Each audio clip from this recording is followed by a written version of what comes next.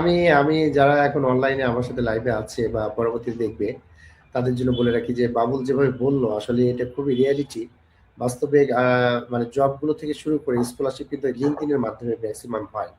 তো বাবুলের খুবই সুন্দর একটা চমৎকার তার লাইফের এক্সপিরিয়েন্স শেয়ার করছে। আমার কাছে মনে হয় সবার জন্য এটা উপকার হবে। তো আমি স্টুডেন্ট যারা আছে বা যারা বিভিন্ন জব করতে চায় তাদেরকে আমি বলবো যে আপনারা অবশ্যই লিঙ্কডইনে আপনাদের জন্য একটা প্রোফাইল থাকে, হ্যাঁ? এবং আপনি জাস্ট বাবুল যেটা তার অভিজ্ঞতা শেয়ার করলো, জাস্ট ফলো আপনার ডোমেনে যারা কাজ করে বা যে ফিল্ডে আপনি যেতে চান সে ফিল্ডের লোক, প্রফেসরদের অথবা এক্সপার্টদের ফলো করতে হবে এবং তাদের সাথে কানেক্ট থাকতে হবে। আমি এটাও জিজ্ঞেস করতে চাচ্ছিলাম বাবুলকে তোমাকে যে আসলে যে ইতালিতে যে প্রফেসরদের সাথে আসলে যোগাযোগ করার সঠিক পদ্ধতি, সাপোজ তোমার আগে থেকে একটা পরিচয় ছিল কিন্তু যদি কারো পরিচয় না থাকে তাহলে সে কিভাবে আসলে প্রফেসরদের সাথে যোগাযোগ করতে পারে, সেটা যদি মানে যদিও সিমিলার তারপরে একটু যদি তুমি বলতা। দেখেন আমি মানে এটা যদি ধরেন এখন বলতে হয়, একটা হ্যাঁ ছেলেকে যদি ধরেন কোনো একটা মেয়ে ভালো লাগে যায়, সেটা হ্যাঁ পড়ানোর জন্য ধরেন ও জীবনের সবকিছু স্যাক্রিফাইস করতে পারে।